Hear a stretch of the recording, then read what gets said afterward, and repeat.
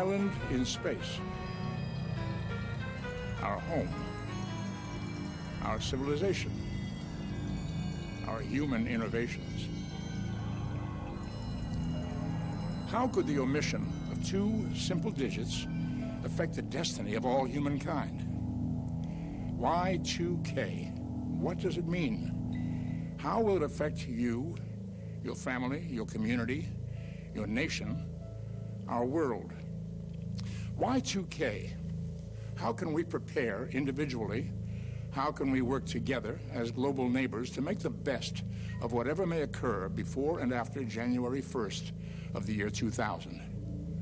Y2K, from its historical roots to its possible effects on the future of civilization, effects that are so complex that perhaps only chaos theory could calculate the multiple ramifications of what may occur.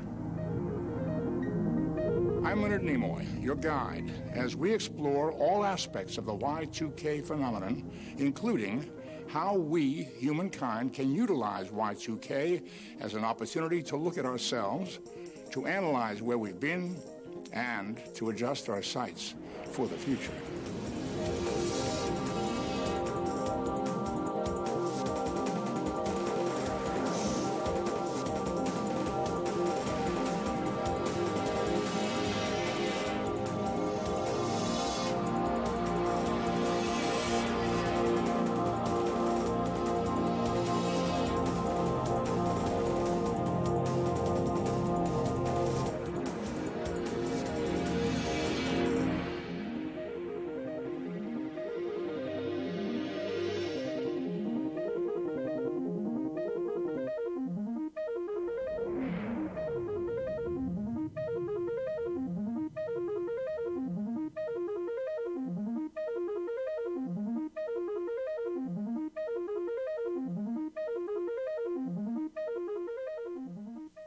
There is an ancient myth of what may have been the most highly advanced civilization ever to dwell on the planet Earth. Legend has it that this civilization was perhaps more technologically advanced than our human civilization is today, on the brink of the 3rd millennium AD.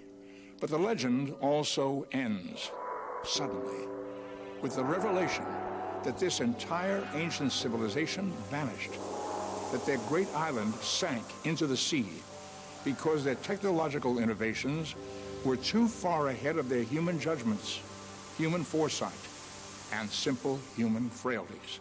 This legendary civilization was, of course, Atlantis. Yet the problem for us in the year 1999 is that we are no longer musing on what may or may not have happened a long, long time ago. Rather, we are now facing very real global issues related to power supply, satellite communications, water, healthcare, transportation, distribution of food, and other items vital to everyday human survival. These global issues are the direct result of an equally real human oversight many people now refer to as the Y2K, or Year 2000 problem, which derives from the fact that billions of lines of computer code and embedded microchips that now run the very technologies we all depend upon may fail in that briefest moment between December 31st, 1999 and January 1st, 2000.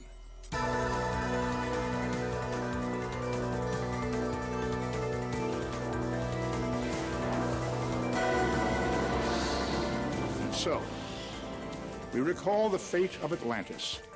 The primary question for our civilization as we approach the year 2000 is this: have we allowed our own highly advanced technological innovations to far outpace our human abilities to control those innovations, and most importantly, to foresee their ultimate consequences? In order to find an answer to this fundamental question, and in order to prepare ourselves and our communities for whatever Y2K may bring, we need to understand the history and ramifications of Y2K from its very beginning decades ago to these remaining days of the 20th century, as we confer with a cross-section of the men and women on the front lines of the Y2K campaign. We begin by returning to the startlingly simple roots of Y2K. When I get out here in these speeches and hearings and other presentations, the first thing that comes up is that people say, how do we get into this mess? The story of Y2K really begins several decades ago, back in the 50s, with a very enterprising woman by the name of Grace Murray Hopper. Her nickname was Amazing Grace because of all the outstanding accomplishments in her life. One of her accomplishments was the invention of the compiler for computer programs, which translates regular written language into the ones and zeros of binary code. It was the idea that said the switch in a transistor is either on or off. And therefore, you can write code that can be read mechanically by a series of transistors strung together that show that they are either on or off, and that was the beginning of what we now call digital code. Maybe even more importantly, Grace Hopper was centrally involved in the creation of COBOL. COBOL, computer business-oriented language, became all-pervasive throughout the computer systems of America and eventually the world. The technology itself is very prevalent in our advanced society, and the failure points potentially span from a very simple industrial process to a very complex financial transaction. That we don't really understand the incredible impact of that little notion that a switch can be either on or off, that a punch in an IBM card can either be in or out. In the primitive days of computers, mainframes relied on the use of hollerith cards, which were cardboard cards with holes punched in them, to create computer programs. They operated computers sort of like the way an old piano scroll would create music on a player piano. I'd been a university president for 18 years, and I remembered right away that we had these huge mainframe computers that took up room after room after room. The kind of computer power you can now get on a laptop used to require a system that was so large it literally had to be housed in its own building.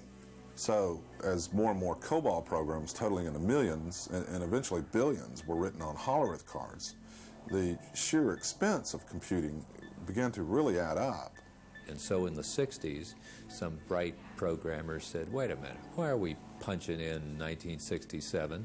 Why don't we just put 67, save the 19? That's when major businesses and government institutions began finding ways to cut corners. One of the most fateful cost-cutting measures was to deliberately leave out the first two digits of the year date. So in the year 2000, and they knew this at the time, you would have 00 pop up, not 2000. So the computer thinks it could be 1900, 000, and that's the problem. So yeah, we may have saved a lot of money by eliminating those two digits, but here we are 40 years later, and the cost to correct problems because of this omission is in the trillions of dollars. Companies aren't spending $100 million or more, and the companies totally spending billions of dollars as a public relations device. They are doing it because they have a real problem to fix and a real challenge to face. That flaw that got put into the system in terms of 2 digits for a date instead of 4 has become, over the last 25 years, absolutely pervasive. We're not going to be able to predict with any certainty where the breakdowns may or may not occur. Will it be a nuclear power plant? Will it be the airplanes in the sky? Will it be the food supply chains, transportation? There are so many possibilities. 8 hospital system has probably 45,000 pieces of medical devices, of which probably 25% of those are going to need to be tested. The generation and distribution of electricity is really done with computers. The National Federation of Independent Business estimates that approximately 82% of all U.S. small businesses might have a problem, and only 50% had taken any kind of action by the middle of 1998. And the flaw is everywhere. Yes, it's in computer programs, software programs. It's also embedded into those microcomputers that we call chips. The embedded chip devices work anywhere or go anywhere from a dialysis machine, an anesthesia machine, a CT scanner, IV pumps, all different kinds of equipment that nurses use on the floor, lab equipment, lab devices, X-ray, pharmacy. It affects every department within a hospital. If you look at a production line now in automotive, there is a tremendous amount of automation. You, in most cases, find that there's a software program running in there that has dates in it. And the estimates we get on our committee are that between 2 and possibly 5% of those chips will fail. And you don't know which 2 to 5% they are, and you don't know where they are. The early warnings about Y2K, however, were either ignored or deliberately rebuffed, primarily for economic reasons, but also due to bureaucracies typical of large corporations and government agencies. And people don't know in corporations how to approach this issue because we're looking at their whole enterprise. We're not just looking at a section. We're looking at all the code that's ever been written. We're looking at anything that's connected with the code. We're looking at outside vendors. We're looking at internal and external interfaces. This is not a technological problem. It sounds like it. It's a management problem. It is estimated that over $600 billion is being spent worldwide to address the Y2K problem. The simple dilemma is that there are so many lines of code and microchips that need to be reviewed that there are just not enough computer professionals and not enough days left before January 1st, 2000 to look into every area that must be addressed. It's a huge management challenge to make the changes in all of the lines of code and all of the machinery and all of the embedded chips that are affected with this problem. The report card was established to get people's attention, and it has. Cabinet members talk about it, agency heads talk about it. That's what we want.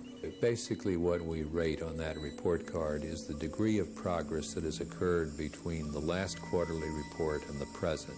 And you have 5 or 6 Ds and 5 or 6 Fs, you know you have a problem there. And I must say, it did get a little attention among the cabinet. In some cabinet meetings, they said, hey, what did you get from him? You know, so, but it puts it down where the public can understand it and not have a bunch of statistics that nobody can understand. You've got the software problem that people can quickly understand. You got the embedded chip problem that they probably haven't thought about.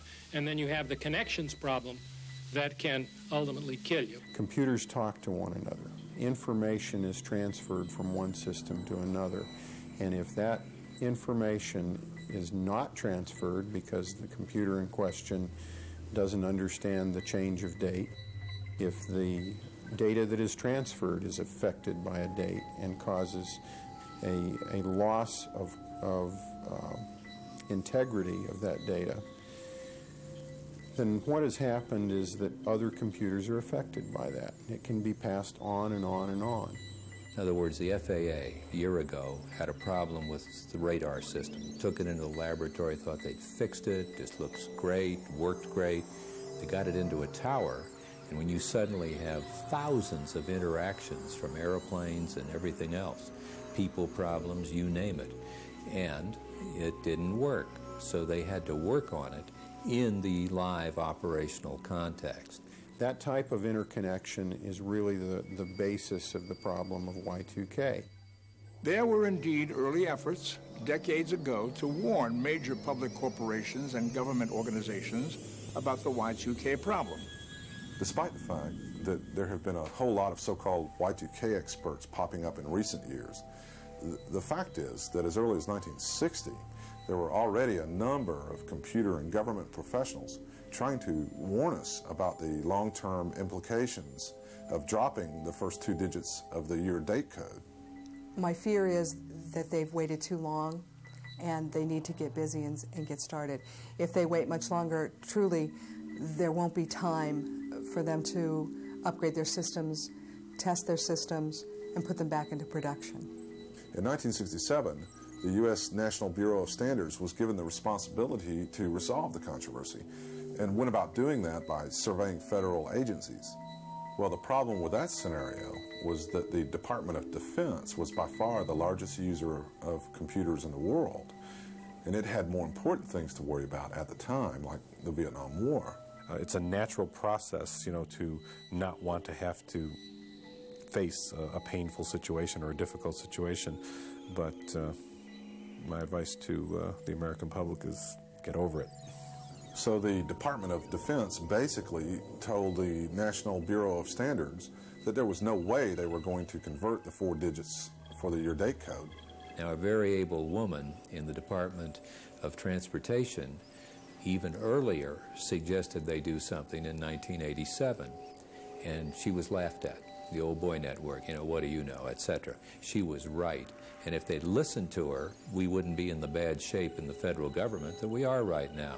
In the last several years, more and more professionals working in the field of computer science have written papers, books, or have spoken publicly about what may occur at the end of the millennium as a result of Y2K. So we have to do something very, very dramatic. This should be the #1 priority of every CEO in the country. We can't do this without a much higher level of awareness to get everybody involved. One of the major problems everywhere is getting people to understand that Y2K is everybody's problem right now. The debate has been all or nothing. Either the system is going to stop totally, or then people say, well, then there's no problem. And the problem, I think the system will not stop, but that doesn't mean we don't have major problems.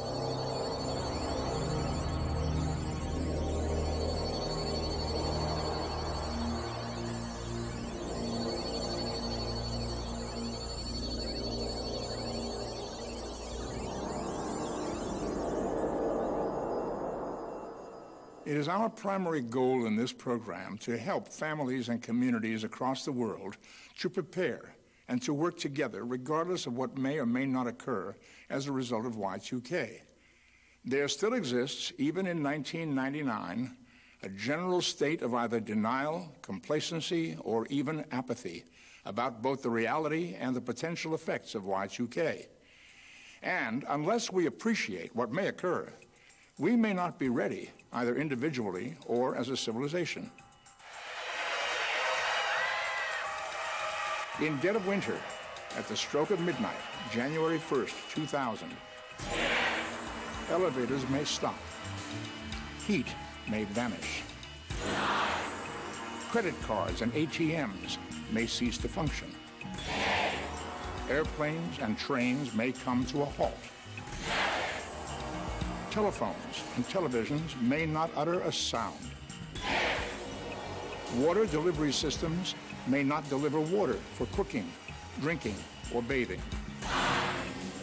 Streetlights, stoplights, lights in buildings everywhere may flicker out. Hospitals, clinics, pharmacies may be unable to provide proper medical care. Banks and stock markets around the world may suffer some form of meltdown. And nuclear power plants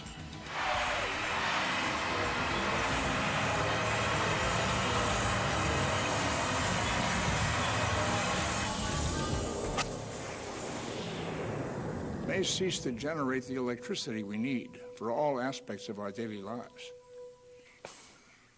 What is going to happen is a combination of events, hundreds of thousands of events literally across the globe that will affect other systems. One of the key aspects of chaos theory is the idea of sensitive dependence on initial conditions, which basically means that one small thing happening over here can eventually cause really big things to happen on the other side of the world.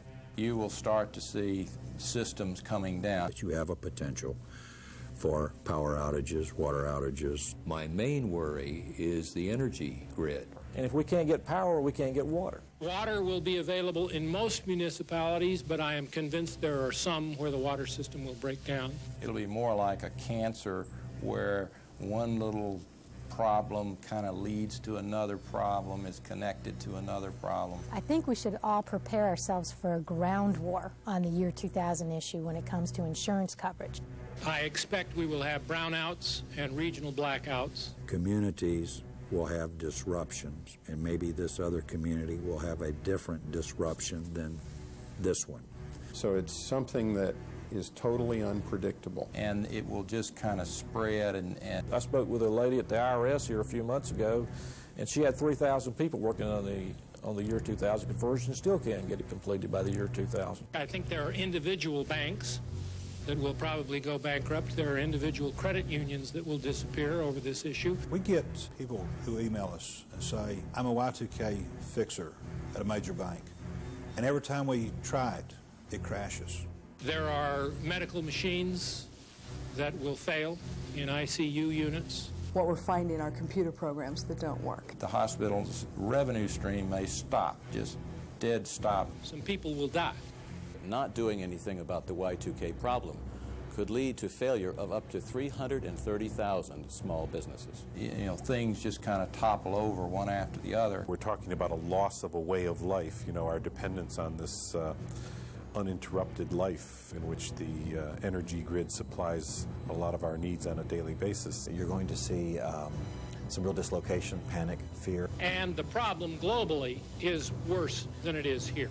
Look to the countries who are emerging countries to have the worst problems. There are some developing countries in the world, I think, that you will not be able to make phone calls from. Some where airlines will be advised not to fly. It's just going to explode. The biggest problem is energy and defense. The fact is that only 24 countries are addressing the year 2000 problem. Those governments have decided either that the problem doesn't apply to them or that they'll just wait and see what doesn't work and then fix it afterwards. You know, my system is down. It's flat off the air. It just won't even boot up. It's not running. And Y2K itself, that is the changeover from December 31st, 1999 to January 1st, 2000, is not the only date in 1999 or 2000 that presents possible problems. One of those is what's called the problem of the nines, or September 9, 1999. The 9/9/99, that terrible day that a lot of computers have actually been told to turn off. Everyone who has a fiscal year that begins before the end of 1999 will, whether it's April 1, July 1, or in the case of the federal government, October 1, will have a fiscal year 2000 challenge to deal with their financial systems, which will at that point be in the fiscal year 2000. Then we may see computers shutting down in April and May when a great many states start their fiscal year. When those computers start trying to think, so to speak, in terms of the year 2000, they may shut down. You also have July the 1st, which is going to be a big banking day. Expect the federal government to come in right in the middle of the summer and start working some banks that are not compliant. That's going to be possibly the first indicator for a lot of people. During the last few months of 1998, word about Y2K began to gradually enter the public consciousness. And now, in 1999, the seriousness of what may occur has spread around the world. And we found, as people come along and say, oh, we're on great shape, we're on a great track, we're in great shape, we have everything under control, look how much compliance we've got, and then the test comes back, no, you're not. And when we think there's some hokey-pokey going on, as it did in defense a year ago, where they wiped off for the next term a couple of hundred critical mission systems, and we looked at that, we said, gee, are they working that fast suddenly to clean up that mess? And no, they weren't. They just wanted to look good, so they knocked a few off. They redefined them. They said they aren't critical mission, wham, so their total went down, and which angered me in the sense of them trying to pull that stunt.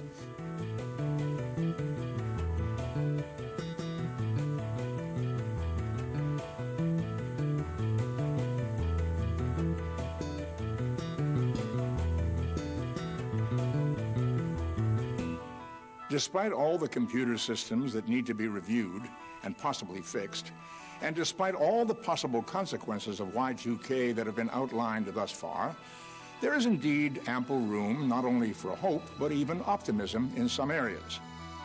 A number of vital government organizations, such as the Social Security Administration, have been working on Y2K since 1994 and will be ready for the year 2000.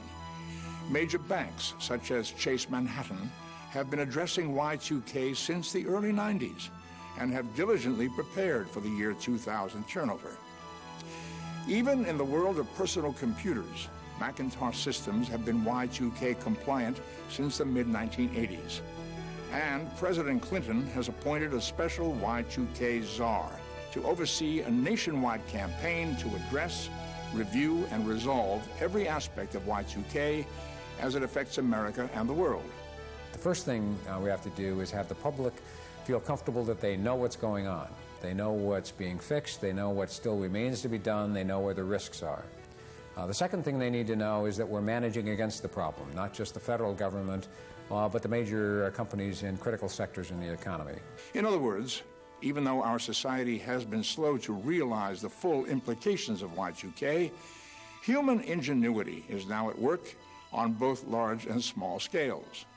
The FAA has been having meetings and schedules that are being set, and every piece of equipment has been identified that will need software modifications. We also have backup systems for backup systems. That's the way we always do business, and I'm sure that the priorities of keeping flights going is going to be number one for the economy and number two for the safety of everyone. The problem has been worked on now for 2 or 3 years at a steady pace, and we're making good progress, and I think we found the major bugs. There certainly will be a lot of little things go wrong, but as a whole, I think it'll just be more of a nuisance.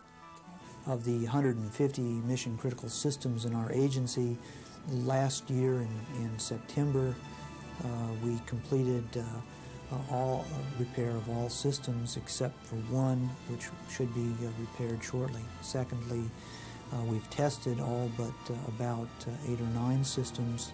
So we're very confident that we're going to meet the dates set by the government for all of our mission-critical systems. At this point, we have no indication that there's any reason for people to assume that there are going to be any major failings in power or telecommunication or financial systems. And in fact, quite the contrary, the major companies in those industries are making very strong and good progress. And that's what I believe too. I think people will pull together into this year 2000 conversion, and we'll pull together as one unit and get this done. I don't see that there'll be a catastrophic failure where there's riots and people running around shooting each other and things like that. The people that are going to get a gun and a year's supply of food and run to the mountains will find a lot of other people with guns in the mountains in a bad mood. So it's best to stay in your community.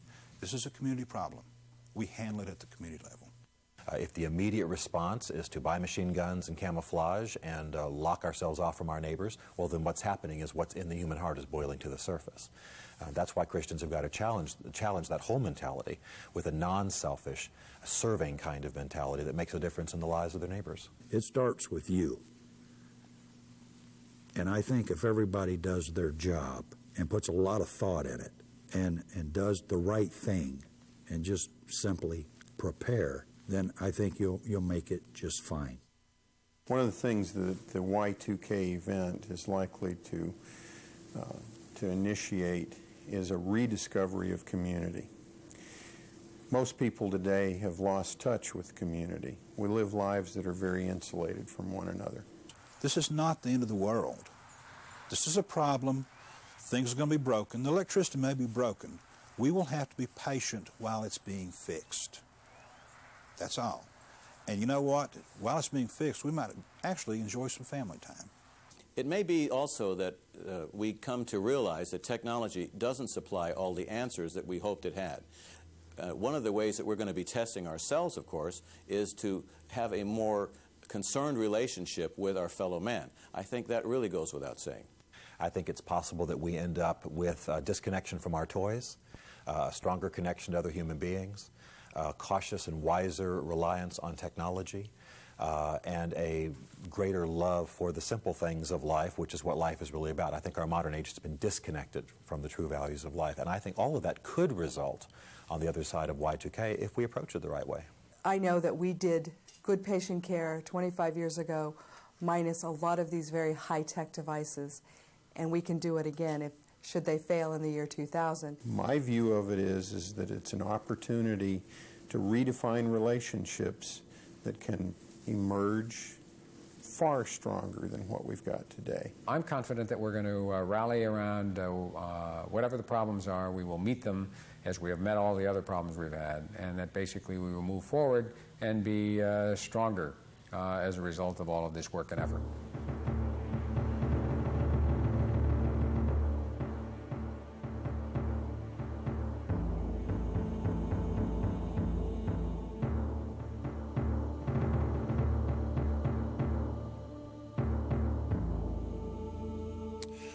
By this time, in the year 1999, the term Y2K has entered the public consciousness. World leaders in government, spiritual, and corporate circles have all found themselves in one of the greatest dilemmas facing humankind. But the dilemma is not Y2K itself. Rather, the concern for world leaders is how we, as individuals, as communities, should best approach Y2K. But the reality is there are no Y2K experts. And this is because nothing like this has ever occurred before in the history of humankind. The reality is no one knows exactly what's going to happen.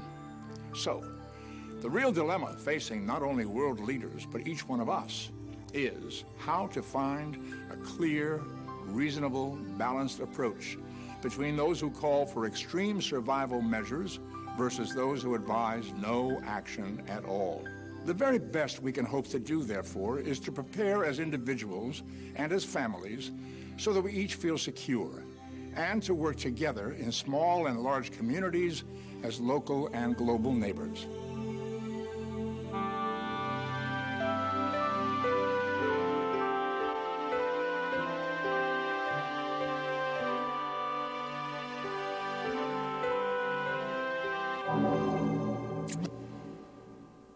Hi, I'm Ted Wright. I spent 4.5 years in Special Forces, almost continuous combat, and I travelled from El Alamein in Rome. I was part of the Desert Rats team, and I ended up at outside Rome, and I survived Anzio. I have seen just about every condition of human misery and privation in my time. I am a family safety preparedness consultant. I've been doing what I do for 18 years. I'm happy to be a part of this team, and I hope that our message will be received positively. Concentrate on basic needs that you might have to spend a couple of weeks using those supplies before a distribution system is renewed. I think it's a very important thing for communities to have a constructive dialogue with their elected leaders and their local businesses about what their state of preparedness is and what their state of readiness is. Learn how to put a little water away. Know how much per person to put away. Know how much cash you're going to need on hand, if any. Know what you're going to do. Water, and I've said it for years, is going to be a prime problem in this country with regards to fresh drinking water. It's already a problem now. It's been highlighted in newspapers, periodicals, magazines have all run specials on this. Have a minimum of at least 4 weeks' water for each family member in storage as soon as possible. 1 gallon per person is accepted by FEMA and the Red Cross as the very basic requirement. So for 1 month, 30 gallons per person is your target. Other than buying water, fill every container that you use. Milk, juice, soda pop, rinse it out and fill it with fresh tap water and store containers in a cool, dark place. I have containers all over my house, all over my yard. I have them in the bedroom, I have them in the linen closet. Store them, store them, store them. Fresh water properly stored lasts for years. The enemy of water is light and heat. We now have excellent technical advances that have resulted in very compact, portable, inexpensive water filters that we can process our water through and know that it's safe to drink no matter how long it's been in storage. If you're in doubt, filter the water using a good water filter, now available in the $30 range and up. Be sure it is at least a 0.05 micron or less, because then it will filter out possible bacteria. But if you have no filter and have doubts, boil the stuff. And now let's talk about storing water for purposes other than drinking. Picture this. You get up one day, you go to the bathroom and discover you don't have water. You then realize you only have 1 flush per toilet, and then things are going to get nasty and unpleasant. What do you do about this? Well, ahead of time, store water in volume for this purpose. Next to the need for drinking water, need for flushing water is number 2. Fill trash cans, drums, or any large containers, no matter if they're clean or not. We're not talking about drinking water here, we're talking about toilet water, Quantity, not quality, is the order of the day. In rainy areas, put barrels under the gutter spout and you have free water. Now, in most of the manuals put out by the Red Cross and FEMA, it tells you to put a plastic trash bag in your toilet and use the toilet normally, seal the bag when it's sufficiently finished. But that is one of the most destructive things we can possibly do, and I urge everybody, as I have done for years, do not use plastic bags for your toilet. As soon as you seal the bag, the waste inside starts to cook, and that generates germs, it generates all sorts of bacteria. So those plastic trash bags are going to deteriorate, and you're going to have a potential for an outbreak of disease like you never saw before. If the toilet doesn't work, a chemical toilet is the answer. The chemical toilet is most desirable for family safety. They're very affordable, costing even less than $60. If you cannot afford a chemical toilet, well, a good-sized bucket and an adapted toilet seat will work if you're careful. Use this toilet, and when finished, empty down the regular toilet. By observing the reaction of the flushing as you dump the homemade chemical toilet, you will learn how much water to keep in the bucket at all times. Under no circumstances dump the chemical toilet waste of any kind in the yard. Let's take the example of an apartment complex with 50 units in it. We have to get together. We have to put the responsibility on the owner or the management of the apartment buildings to make a communal toilet, to pull in the toilets that we see on the construction sites, etc. If people have to pay an extra $1 a month in their rent to make sure they have some toilets out there for them, like we do at expositions and ball games. If they can do it for ball games and gatherings, we can do it for an apartment complex or condominium complex. Personal hygiene is always a problem with no water. Stock up on baby wipes. Clean underarms and private areas daily with baby wipes. The next thing you want to do is really get stuff that you eat, that you're used to eating, that will last into the year 2000. There's tons of things such as tuna fish, potted meat, all kinds of potted meat products, bean products. And so we're urging that people prepare food, water, other things for about a month to 6 weeks. The other aspect of that is that we're urging people strongly not to think that they can survive this alone. This is about community. It's about networks. And so beyond about a month, you have to be networked and you have to be in community. There's no way any one family could lay aside, enough food, enough resources to survive this thing on their own.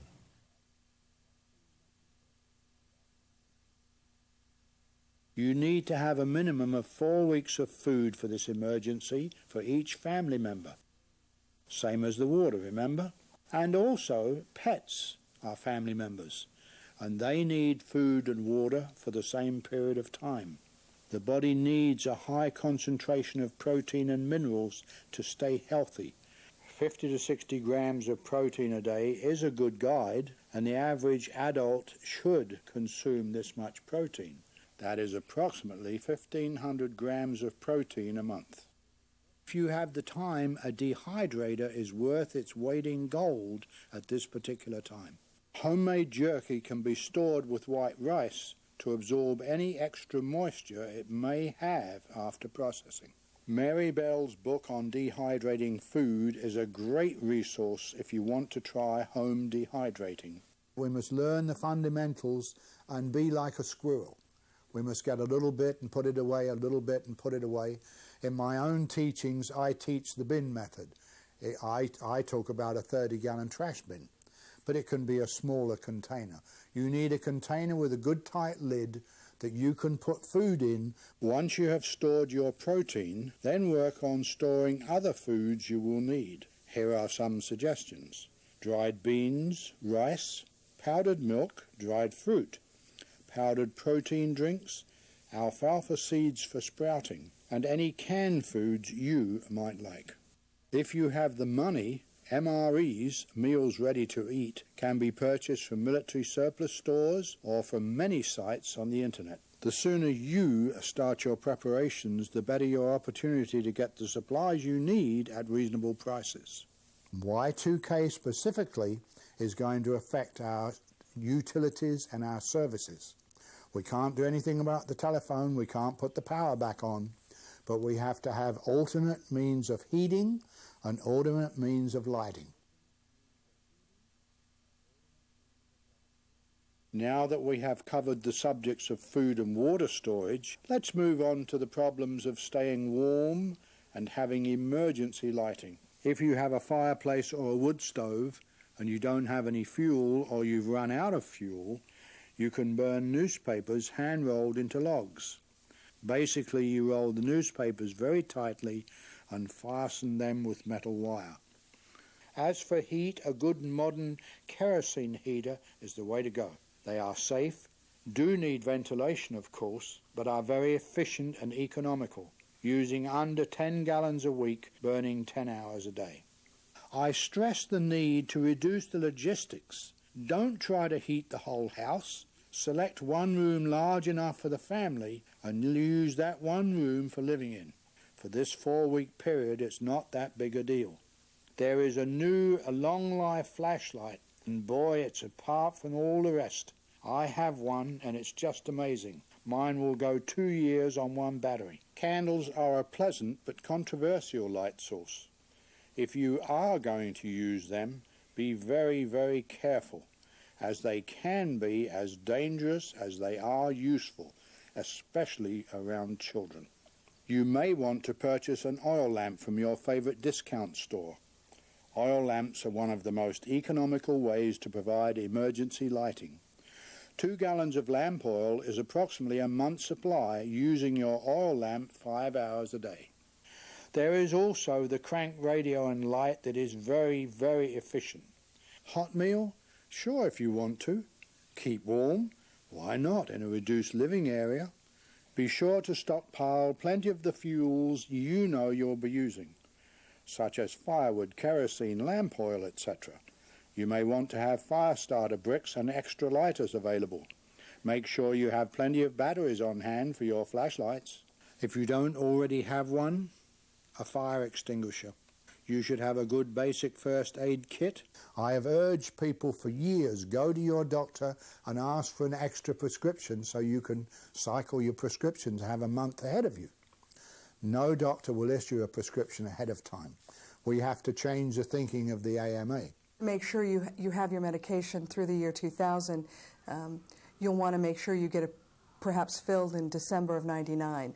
That hopefully by 3 months from then, through January and February of 2000, as they work through the glitches, should there be a glitch, that by the time you're ready to fill your prescription in March, you'll have the computer system fixed and your medication will be available to you. And the medication problem, as far as I'm concerned, is a time bomb waiting to go off, and it's going to be very, very serious.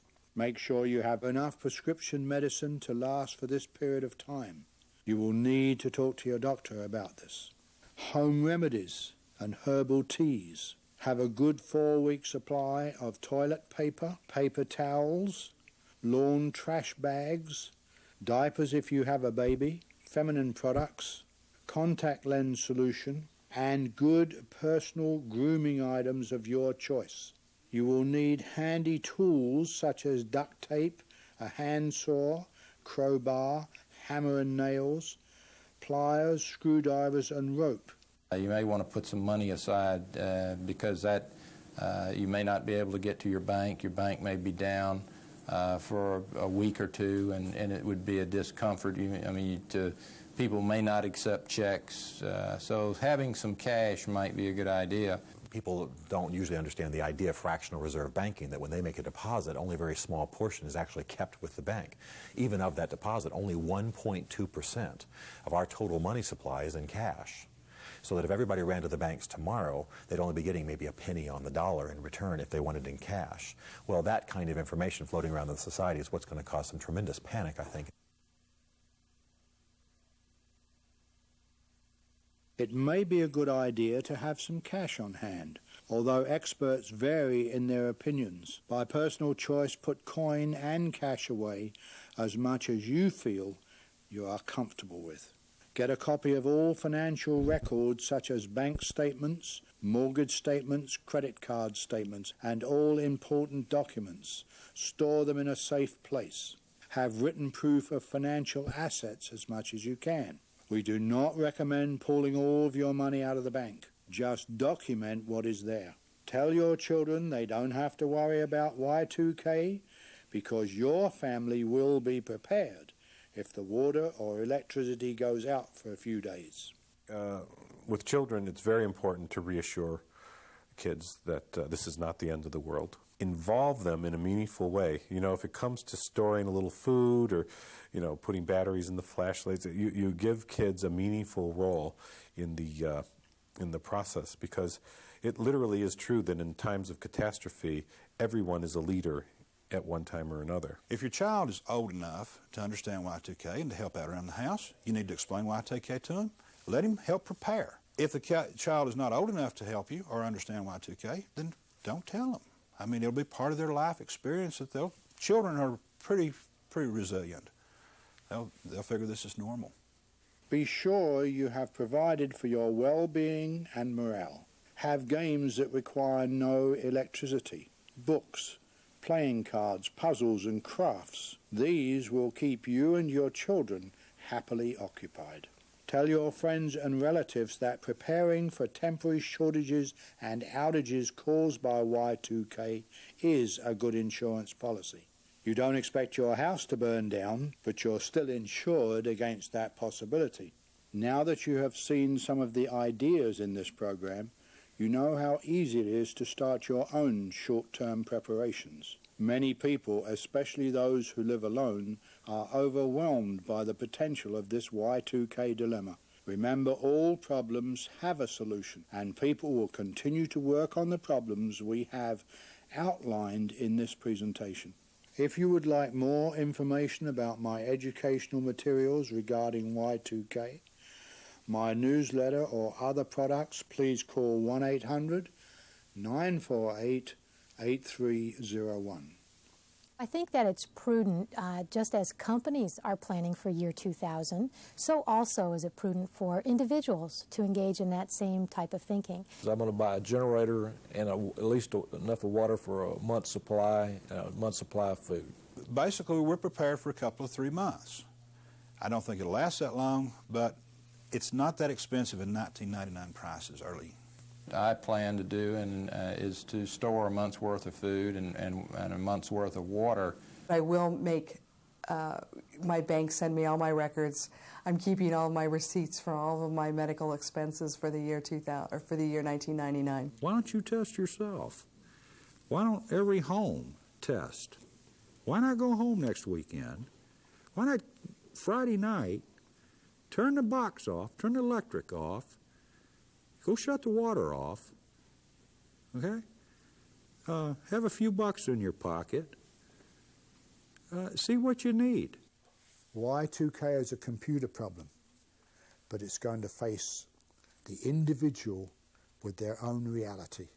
Whatever that reality is, it's going to face you face to face with a mirror.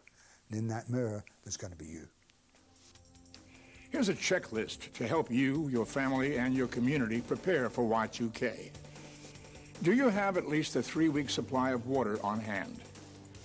Do you have at least a 3-week supply of food ready, primarily canned and dried foods, which are not dependent upon refrigeration for freshness? Do you have hard copies of all your important documents, such as bank statements, stocks, assets, birth certificates, and so on? Do you have emergency independent lighting, such as flashlights, kerosene lamps, oil lamps, candles, and matches? Since Y2K will happen in the dead of winter, if you live in colder climates, do you have emergency heating methods or other means to stay warm, such as a well-prepared fireplace, at least 3 weeks of kindling, real or synthetic fireplace logs, as well as sleeping bags, heavy quilts, heavy coats, thick gloves, thermal underwear, and socks? Do you have backup cooking methods available, such as a kerosene camping stove, barbecue with an ample supply of charcoal, or a fireplace, and cookware appropriate for an open flame. If you are continuously reliant upon prescription medicine, have you made provisions with your doctor to have at least a 3-month supply of medicine after January 1st, 2000? Likewise, if you have a medical condition which requires continuous care, have you made provisions with your doctor to make sure your necessary medical care will be uninterrupted throughout the year 2000? Do you have a first aid kit, and have you customized it for the potential needs of you and your family? If you have critical care home nursing equipment, have you checked with the seller or manufacturer to make sure that none of the equipment may be affected by Y2K microchip failure? If you'll be pregnant in the year 2000, have you made special provisions with your doctor to ensure a smooth delivery of your newborn child? In the event that telephone systems, satellite networks, television, or radio temporarily become inoperative, do you or your nearby neighbors have a ham radio as a backup for communications and to keep abreast of newsworthy developments? Have you made specific plans to secure heirlooms and other valuables important to you and your family? Have you contacted your local phone, water, and power companies, both about uninterrupted service and about accurate billing statements in the year 2000? If you live in a skyscraper or other high-rise dwelling, have you and your co-tenants conferred with building management regarding backup generator for the entire building, regarding emergency provisions for heat, light, water, and waste management? If you live in a community of neighborhood homes, have you begun organizing with family, friends, and town leaders to prepare contingency plans for the first 2 to 3 months of the year 2000, particularly regarding emergency food, water, and heat provisions? Have you made special contacts with any elderly or disabled folks to see if they could use a little help? And have you communicated with your local, county, state, and federal representatives to make sure they're doing everything in their power to prepare for Y2K? Finally, one good thing to remember regarding all of these items of preparation is that regardless of what may or may not occur as a result of Y2K, all of these things will still be useful to you and your family. And the efforts to organize with our neighbors will be beneficial to all parties concerned, no matter what does or does not happen.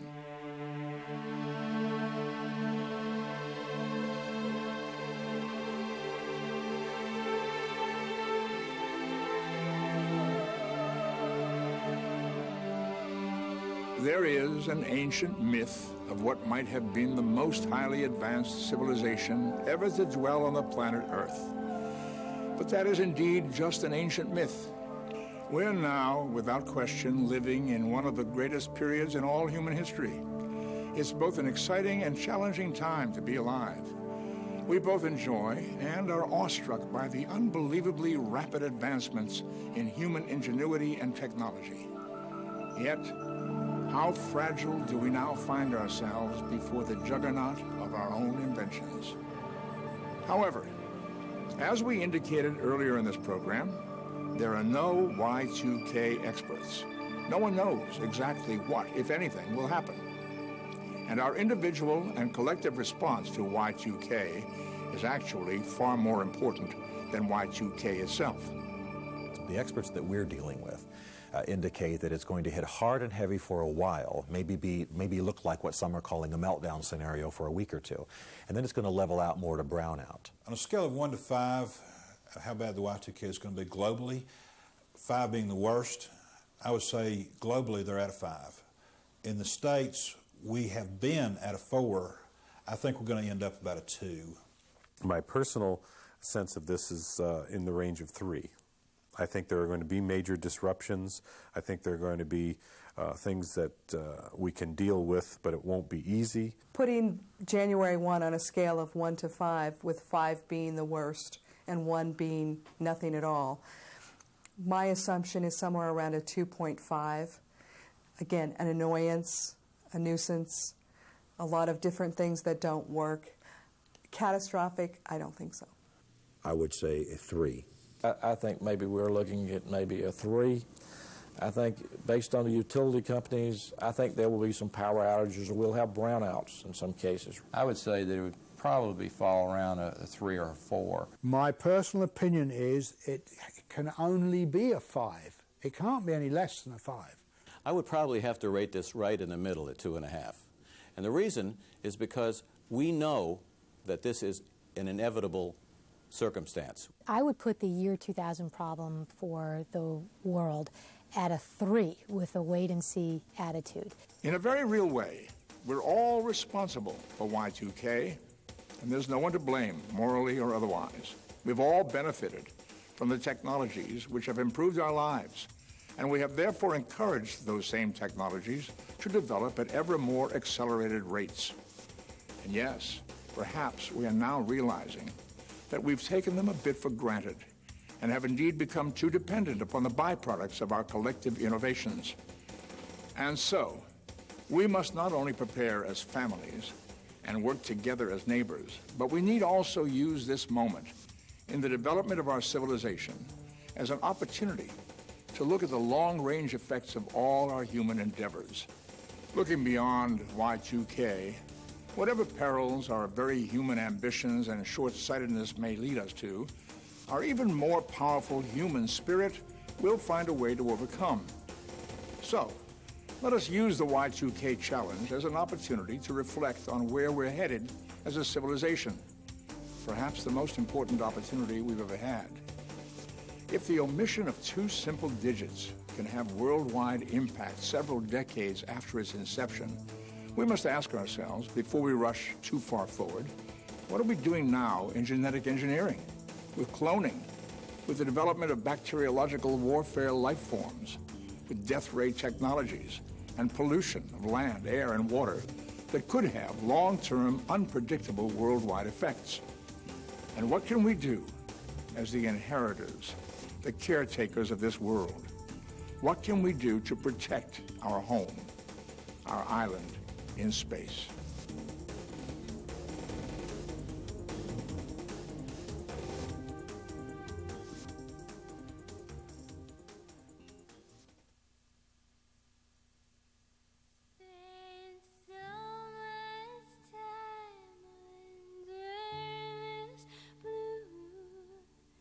Trying to get back up to you, still caught in this perpetual night, but I straining upward,